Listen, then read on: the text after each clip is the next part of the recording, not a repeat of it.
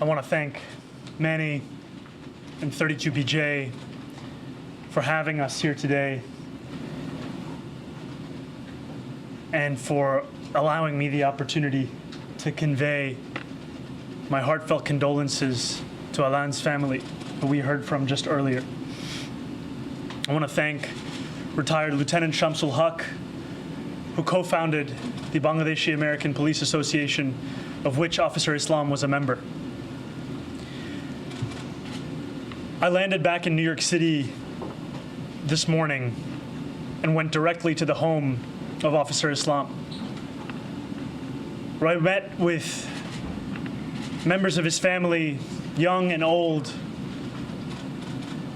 who are heartbroken over the loss of their son, of their brother, their father, their husband, their friend, heartbroken in a way that words cannot fully describe.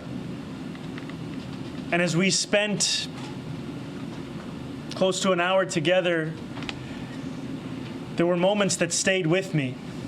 Moments like when Officer Islam's sisters asked me, "Who will we call Bhaiya now?"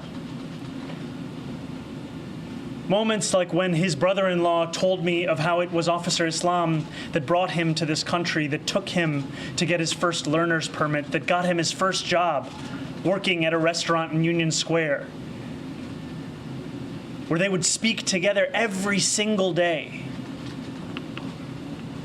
And when he told me that for him, Officer Islam was an open door, and now that door would be forever closed. And I know that in the way in which that home is shattered, the way in which it is quieter and emptier than ever before, there are other homes across this city experiencing that same kind of loss. Other homes where families are asking themselves questions for which there are no answers. And while we grieve the loss and the murder of 4 New Yorkers, we know that there are others recuperating now in hospital, and that millions of New Yorkers are praying for them all. And while I will not say the name of the gunman, I want to talk about those that we lost. We've heard from Alan's family of a man who was the father of 2 children. We've read of how his smile lit up every room, how it was as warm as it was infectious, and of a man who did a job that is so often overlooked, and yet it is that first greeting that so many feel when they come home. And so it was him that was also in that first line of fire just a few days ago. We've heard of Officer Islam,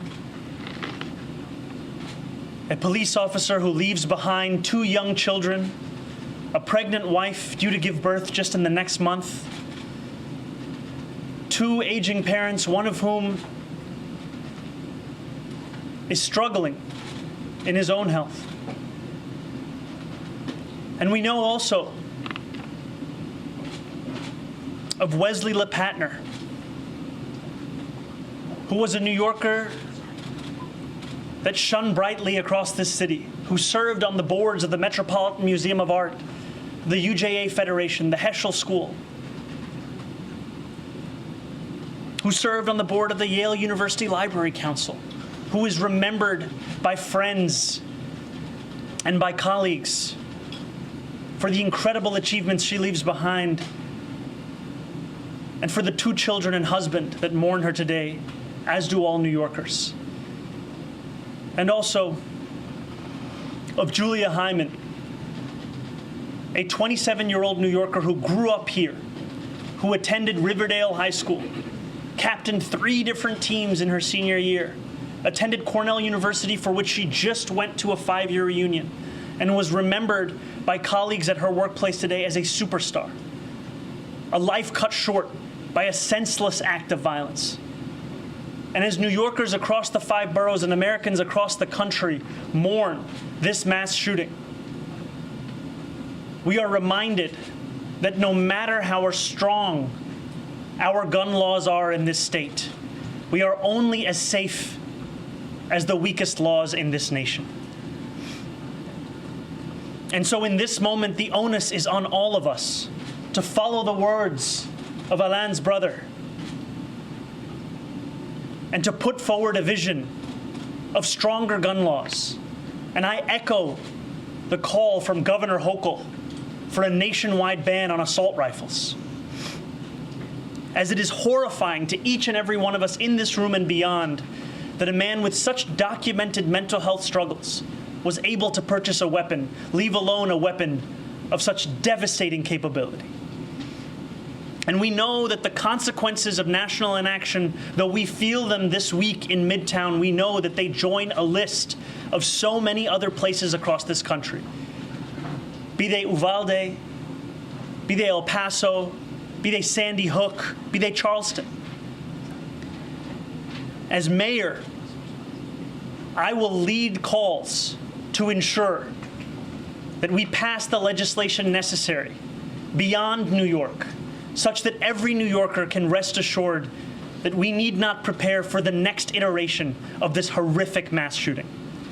And we know that mass shootings are sadly all too familiar for New Yorkers themselves, as we experience them whether on our street corners or even on public transit. And though we have made strides towards making this city one that is free of that gun violence, we know that there is so much work to be done. And in this moment of mourning and of grief, I want to thank law enforcement for their response to the horrific shooting on Monday and their work in keeping New Yorkers safe. I ask that in this moment, we come together as New Yorkers and we remember the 4 of our neighbors that were killed.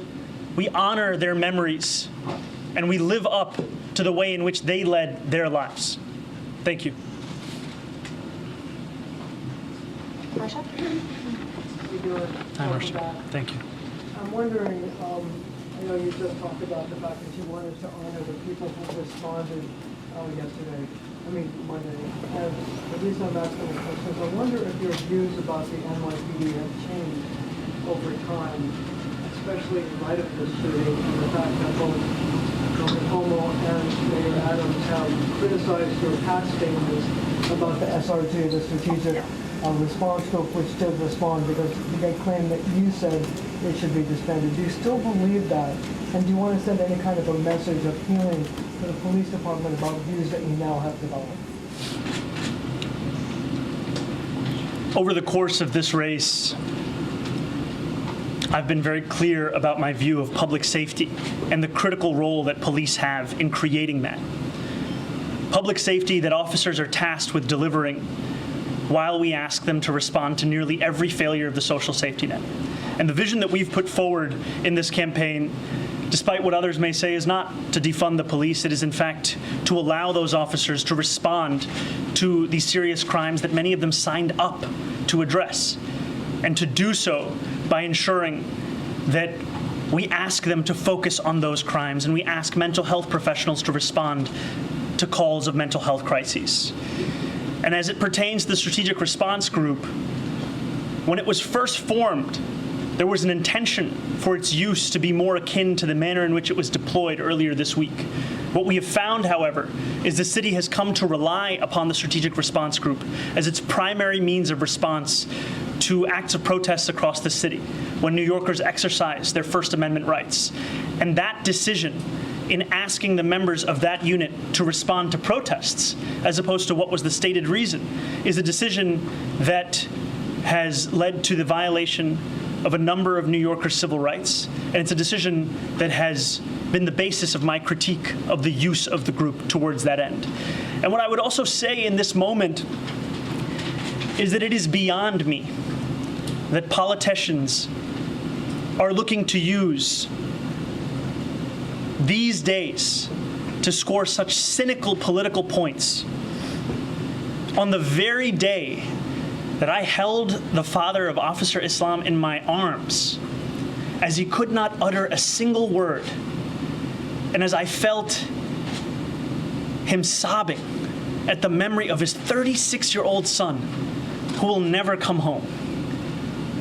To visit that family, to meet those children, to understand what this man meant to so many, And to hear from his brother-in-law that today was the day that they had timed their vacation together so that they could visit a water park in New Jersey.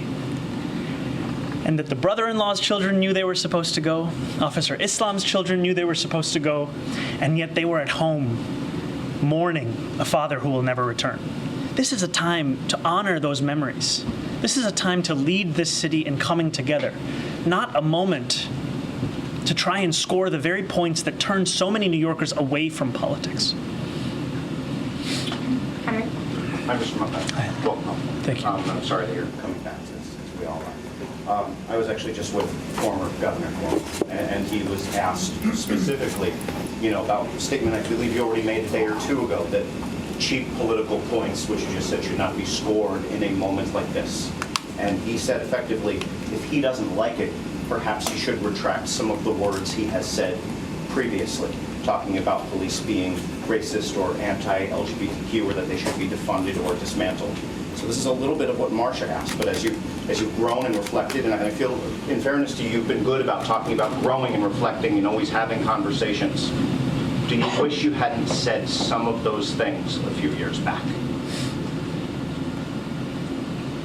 My statements in 2020 were ones made amidst a frustration that many New Yorkers held at the murder of George Floyd and the inability to deliver on what Eric Adams, of all people, described as the right for all of us to be able to enjoy safety and justice, that we need not choose between the two. I know that Governor Cuomo is far more comfortable in the past, whether it be his own or whether it be in attacking me for tweets made before I was even an assembly member. What I have said time and time again is the campaign that I am leading, the campaign that I am asking New Yorkers to consider, is one that has been clear on its public safety approach. It's one that speaks about a desire to work with police officers. And what has been quite frustrating to me has been the inability of so many, including the former governor, to reckon with the crisis we face in this moment, where 200 officers are leaving the department every month. A leading cause of this is forced overtime. And all they have to offer, they being these politicians of the past, are the same ideas they put forward years ago.